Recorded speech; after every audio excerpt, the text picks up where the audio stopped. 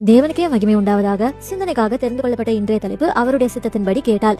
April 29ஆம் தேதியான இன்றைய தினத்தை national wish டேயா அனுசரிக்கிறாங்களாம். பல உலக நாடுகள்ல ஒருத்தருடைய விஷ் அதாவது ஆசைகளுக்கு முக்கியத்துவம் கொடுக்கிற பல கலாச்சாரங்கள் இன்றளவும் இயங்கிக்கிட்டே இருக்கு.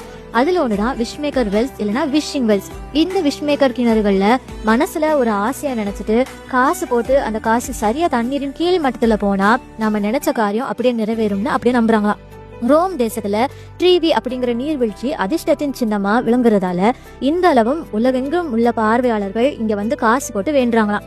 அயர்லாந்து தேசத்திலையும் இந்த மாதிரி பழமை வாய்ந்த கிணறுகள் ஊற்றுகள் குணமளிக்கக்கூடிய ஆற்றல் இருக்கிறதா நம்பி இந்த மாதிரி வேண்டுறாங்களாம்.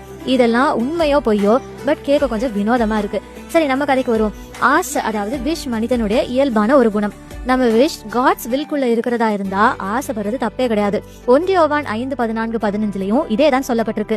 எனக்கு இது வேணும் ஆசையா இருக்குன்னு உலக பிரகாரமான தகப்பன் கிட்ட கேட்கும் போது அது எல்லாமே நடக்கும். ஆனா எனக்கு இது வேணும் ஆசையா இருக்குது ஆனாலும் உங்க சித்தம் இருந்தா மட்டும் தாங்கன்னு கர்த்தர் கிட்ட கேட்கும் போது சும்மா கேட்டு பாருங்களேன். கேட்டுதான் பாருங்களேன். ஆமீன்.